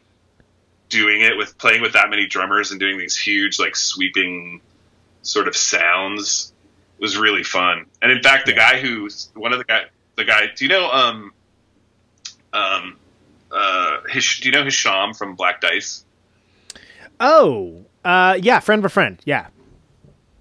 So he's kind of like the unofficial fifth member of the Boredoms, and he's the one who sort of organized both those. Or actually helped organize all the bow drum performances. And a few months ago, he actually organized this thing in Napa where this famous sculptor built this huge set of chimes out in the woods. And then he got like 20 Bay Area drummers to go do this performance and play on the chimes. Oh, wow. And it was sort of like a Boa Drum Junior. It was like me and Warren Hagel, who you probably know, and a bunch of Bay Area drummers, and then it was really cool. But it was definitely very similar, like the sort of composing this really simple, repetitive thing on this big metal sculpture. It was cool. But yeah, those were like those two bow drum things were like two of my favorite things I've ever done in my whole life. Like they were so interesting and unique. Like, yeah. Yeah, I feel like those kinds of things, when you get asked to do them, it's like Ghostbusters rules apply. Like if someone asks you if you're a god, you say yes. You just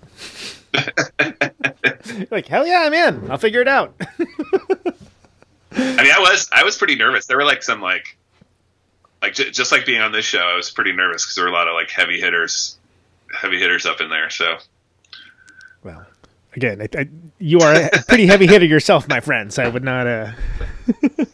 Just to be clear. But everyone was so nice, and it was just like it was such a good vibe, and yeah, it was fun. Yeah, I mean, and it seems like something that was sort of designed to be an event, like a thing, an experience, right? So, I mean, don't get me wrong, it was fascinating to listen to, but the whole time when I had listened to it, I'd be like, I bet this was super cool to see. Yeah, I don't even know how the recording, because a lot of it was like spatial. Yeah. So unless you're listening to it in like surround sound. Yeah. Like, yeah, totally. Like the drums were set up in a spiral, so a lot of the parts were like drummer 1 starts it, drummer 2 starts it, drummer 3 starts it, and the sound would like move around the spiral. So it was kind of cool spatially, and visually too. There's like standing up and like these sort of like just see, it's like almost like watching like a weird experimental punk rock marching band, like with all the cymbal swells and like standing up, and the Boredoms were on this weird like pedestal in the middle. But that first one was totally like, you were like 100% right. It was sponsored by Vice and Converse. Yeah. Every drummer who played got a free pair of Converse sneakers. It was very heavily promoted and heavily sponsored. The first one was. I think the one in LA was just like everyone had such a good time at the New York one and people liked it so much that they did it again.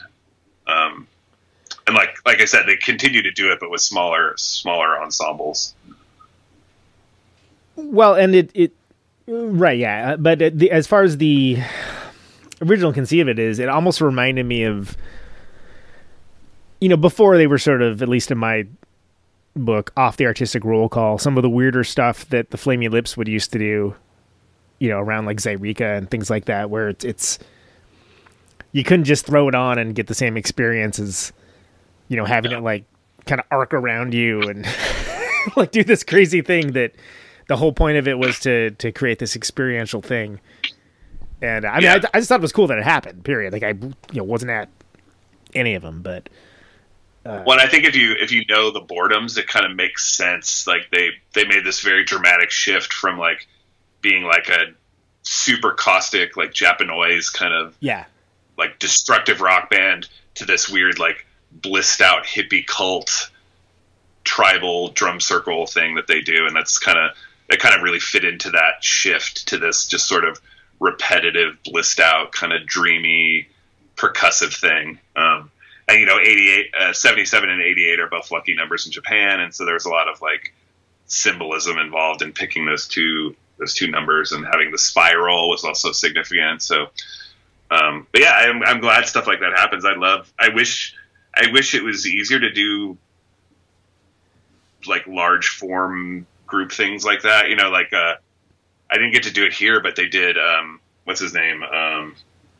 What's the guy with all the guitars? So terrible, I can't remember that. Glenn Branca?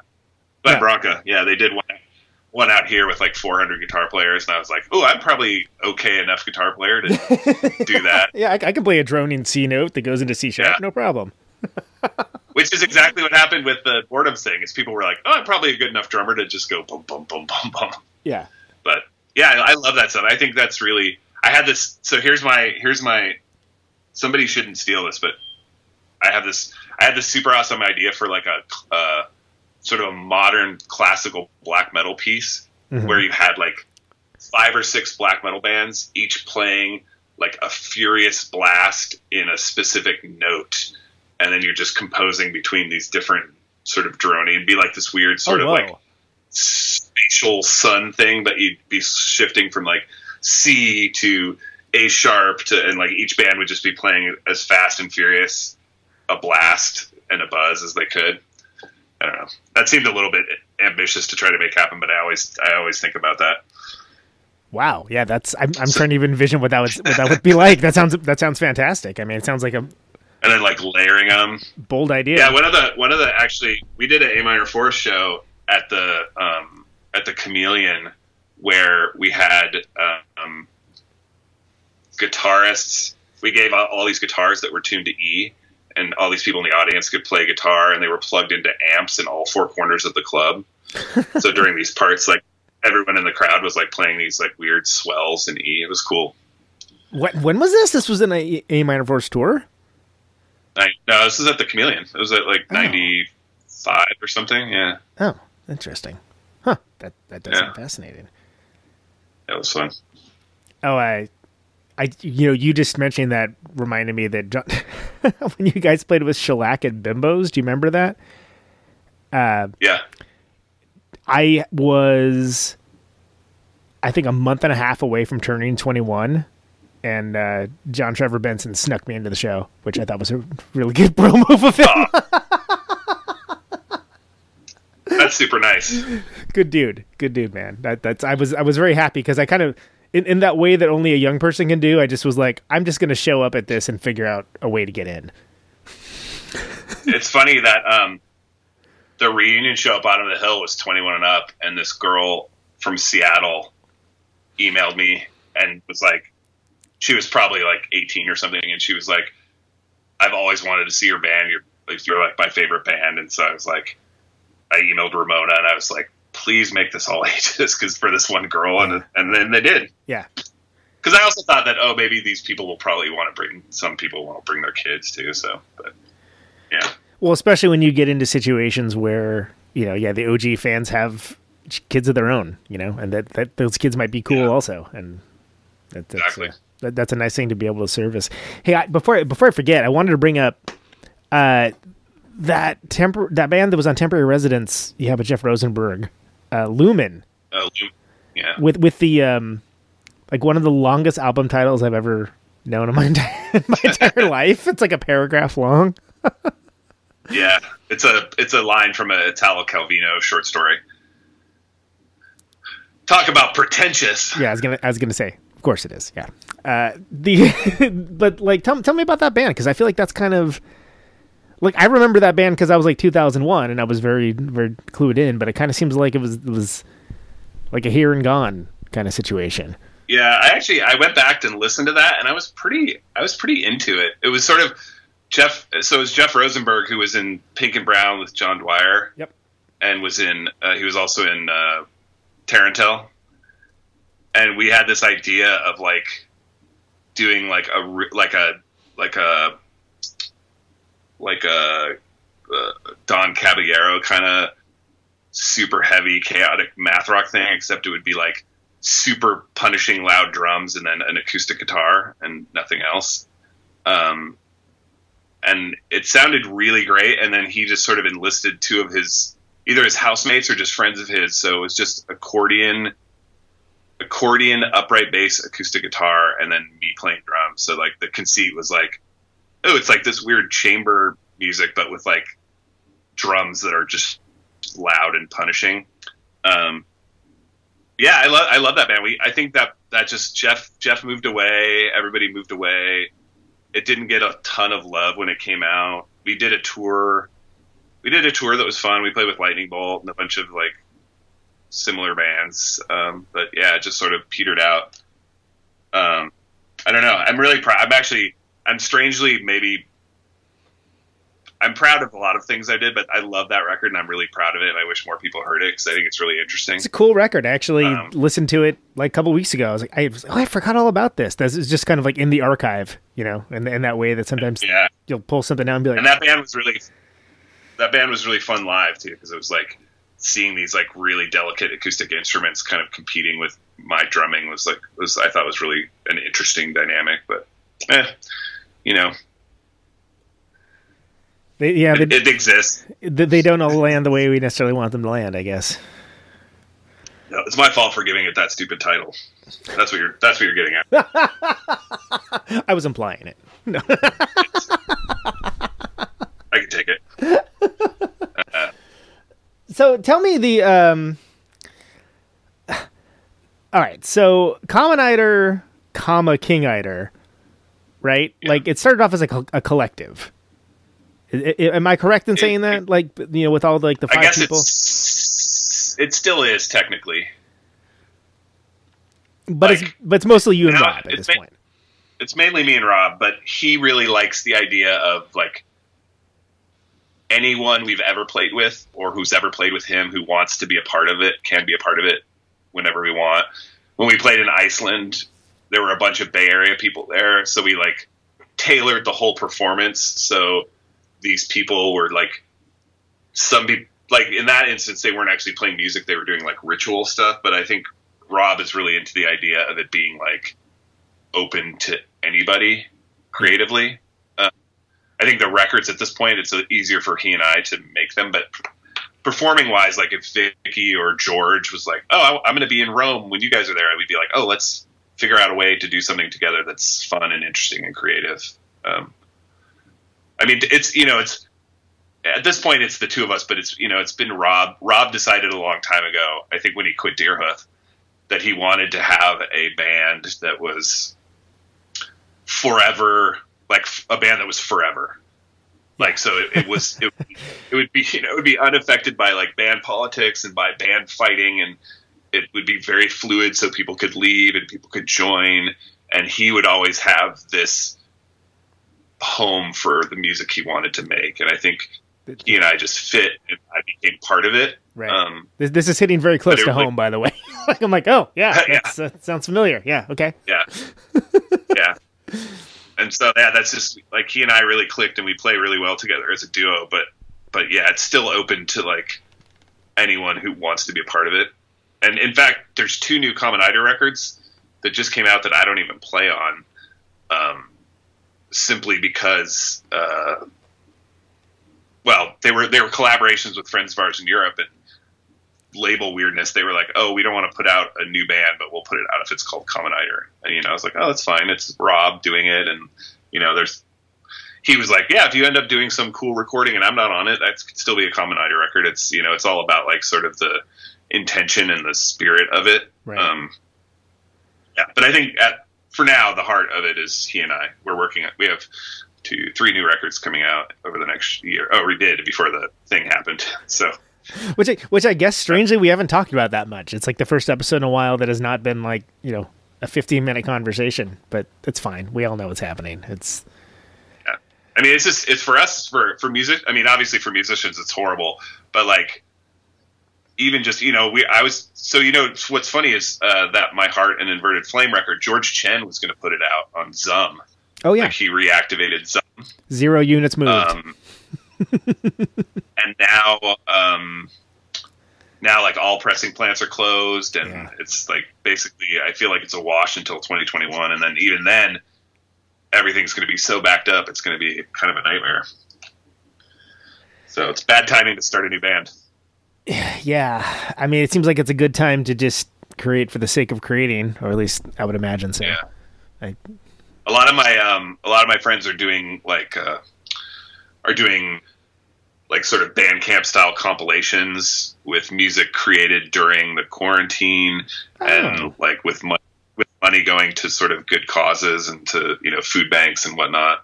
That's a cool idea. We're on two. Do you know Campbell Neal? He was in Birchville Cat Motel and Blackbone Angel and stuff. No, he lives in New Zealand.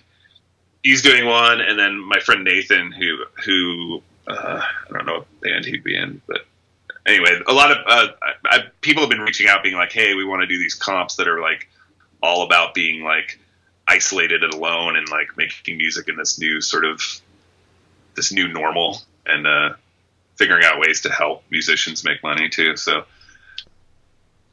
well, that's a nice thing, and it's been interesting to see how stuff sort of coalesces to even just help people cope, let alone like push things forward. But it's, you know, it's been like, for me, I've found that doing these shows and just doing a bunch of them has been helpful, and some people have found some solace and, you know, something worthwhile to that. And it's like, well, I can do that. You know, I can't go on tour. It's interesting because one of the conversations I don't see a lot of is like, obviously there's the physical toll with all these people dying. Then there's the economic toll, which is like massive. But people have more recently been starting to bring up like the mental illness, like repercussions. Just like, obviously people who are already struggling with mental illness, but also just this whole like lack of togetherness and lack of touch and lack of personal interaction is definitely going to have like a dramatic effect on people who are like sensitive to that. And I think that's going to be this like third wave that hits when things start like coming to a head. It's yeah. So I think stuff like you doing this program and people reaching out to do compilations, I think that community is super vital. And what's funny is, I know we've all been joking, or all of my friends have been joking, like, "Oh, we're such hermits. We've been preparing this for our whole lives," you know, like, the Gen X thing. All the gossip. Yeah. But a friend of mine pointed out that it definitely feels different. Like, choosing to be alone and choosing to be in your house is a lot different than being compelled to stay in your house and not leave your house. Like, the feeling is different, even if it's not on its surface any different. It definitely has a different energy that is hard to sort of get your head around, I think. Having the choice removed from the situation is... Yeah, I think you're like, onto something. Because I love being a hermit. Like, my dream is to move into the woods and live in the woods and be away from humans. Like, but somehow that feels different than like the government being like, you have to stay in your house and you can't ever leave. But ultimately, I'm doing the same stuff. I'm talking to you. I'm playing music. But it just has a definite different energy. Yeah, I mean, the analogy I've been using is just start treating it like you're in a space station, you know, and you're taking your life in your hands when you go outside if you don't prepare adequately. Going into space, and it's a trip, man. Yeah, I guess that's my my wisdom is it's a trip, which is that's as good an assessment as I've heard from anyone. So, can you tell I had hippie parents? Yeah. I mean, how is it where you are? Is it crazy, or is it still kind of like? You know, kind of looks a lot like 28 Days Later, or, you know, pick your average zombie movie outside. But there's still, you know, there's still people doing stuff. You know, it's mostly there was a stay-at-home order that was issued, and you know, people seem to largely be abiding by it. If you have to, you know, go to the grocery store or whatever, you know, people are keeping their distance. You know, some people have masks on, things like that. But it's pretty weird. You know, it only dawned on me earlier this week that it's like, oh yeah, I can still go outside. I just got to make sure I'm not around people. So I was like, oh, Yeah. I'm gonna go on a bike ride. Like, I don't know why it didn't occur to me that I could do that, but no, I can be pretty. And you know what? It makes such a huge difference because like when I'm in the house, I'm like, even though I love being home, I like feel this weird weight and pressure. And when I go walk around the park or walk around the woods, you're like, oh, you know what? The world's going to go on with or without us. Exactly. You know, gives you perspective. And being out. Oh, totally. Like it's like it definitely like inside the sky is falling, but outside the sky is not falling. And you're like, well, yeah, this is actually, you know, I don't know. My takeaway from all this was that like I was in the park in Golden Gate Park the other day. And there was in the morning, and there were so many birds, like a shocking amount of birds, like almost to the point where I was getting kind of nervous and scared. And you know, they've been seeing like coyotes running around neighborhoods and stuff. And I was like, you know what, this is just, and there's less pollution. I'm like, you know what, you know who, it's sad, but like I think humans are the virus. Yeah, humans are the real virus. You know, exactly. It's like we are now at the lesson point of every disaster movie. Is it? Oh yeah, exactly. Turns out we were the virus. Have you read that book, The World Without Us? No. You should check it out. It's this book where this scientist posits like what would happen after humanity died out to like what would happen to our infrastructure. And what would happen to like species, and it's all about like what would happen to New York City, what would happen to the buildings, what would like which animals would come back, which wouldn't, and how would the polar ice cap change, and how would like sea levels change. It's really interesting, and even now, this early into this weird event, I'm seeing these little glimmers of what he wrote about in that book, just of like what a beautiful world this could be without us fucking it up, you know. Right. Yeah. Well, that's a. Yeah. On that note. Yeah. There was one thing, Andee, that I always ask folks on the show.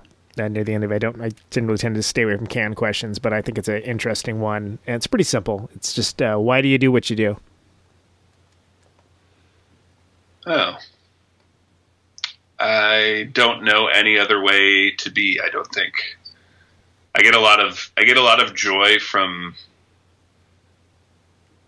you know, the reason A Minor Forest broke up is because it wasn't fun anymore, and like music was not making me happy, and music is so important to me that I never wanted to get to a point where I didn't simply get joy from music. Like that was like critical for my sort of mental well-being. And even at Aquarius, there were times where I'm like, at some point, like the business of music is going to become overwhelming. And if that happens, I will quit instantly because I never want to lose my sort of like unfettered, like wide-eyed love of music and discovery and all that stuff. And I think I've been really lucky, even at my new job. Like a big part of my new job is helping independent artists do what they do, and being at this huge corporation and having that be my job is really lucky. And I guess I just love beauty, I guess. Like I love the beauty of music. I love the beauty of art. I love the beauty of sound. I like making it, and I like sharing it, and I like being exposed to other people's souls through their art. And I don't think I know any other way to live. That makes sense. Is that a good answer? It definitely does. It's a fantastic answer. Thanks so much for being on the show, man. It's been a pleasure. Dude, we were like long overdue for a proper conversation anyway. Show or not. So you're 100% right. So it's awesome that we got to do it in this format, and really appreciate it. I think we got into some cool stuff, and stay safe, man. Stay safe. Yeah, you too. And let's keep in touch. We should talk more often. Sounds good, brother. All right. Take care, Andee. Talk to you later. Bye. Thanks. There he goes, Mr. Andee Connors. Love that dude. Is this good guy? On? Talented man.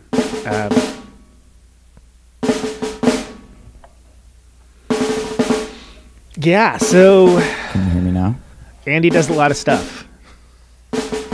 you want to find it. Christ. Could be all day naming various enterprises that he's part of. He's on Instagram. Are we going? MBIBENDUM. Is this thing on? I don't know what that is. He's on Facebook. He's on all the normal things that comedians are on.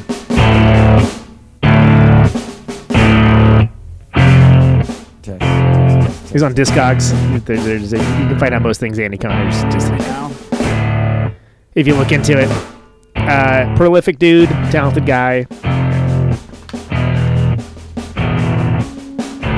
Really, just yeah, I like that guy. Anyway, whatever, doesn't matter.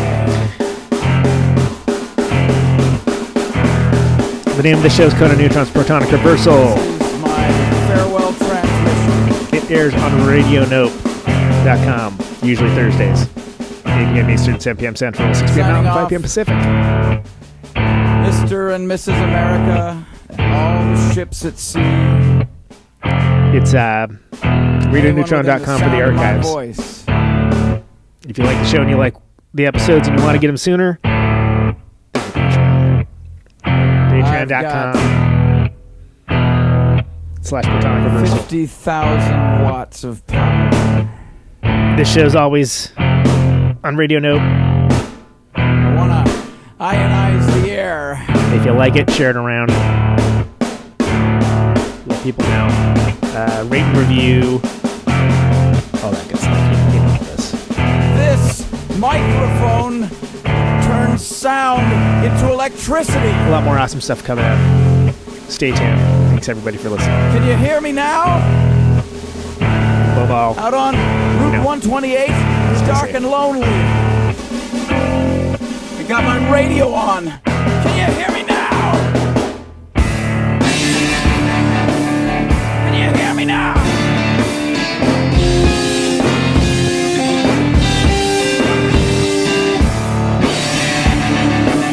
Can you hear me now? Can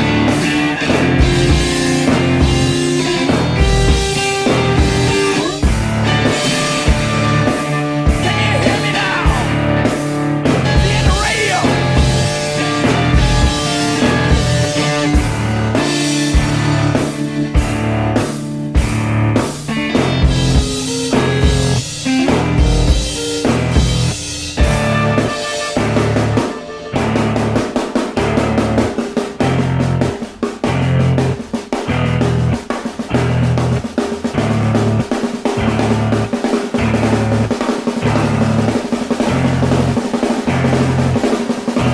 And that snare drum and that drum roll means we've got a winner.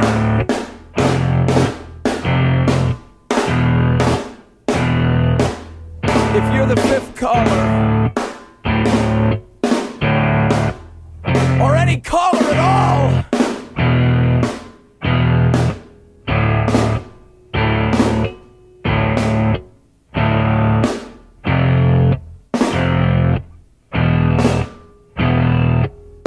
welcome to my top 10.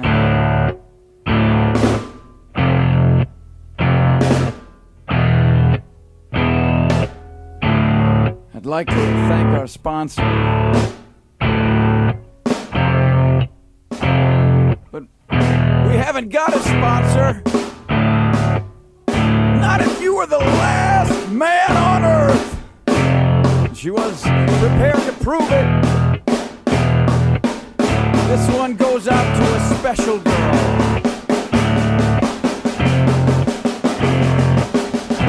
But there is no special girl.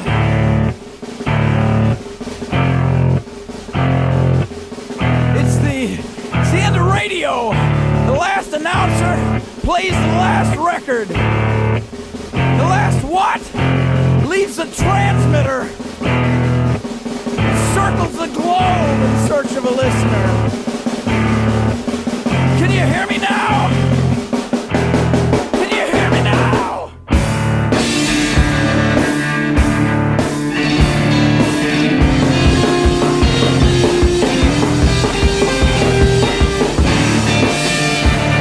Can you hear me now?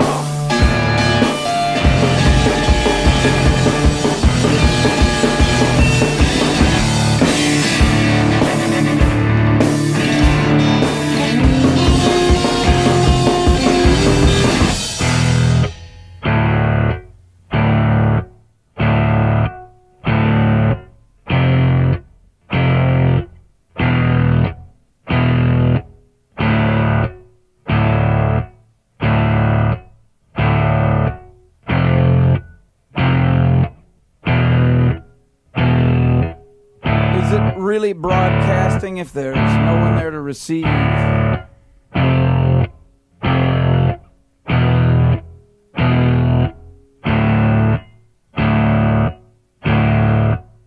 It's the end of radio.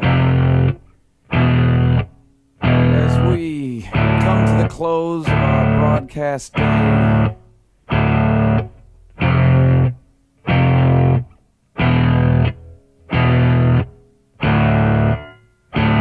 my radio.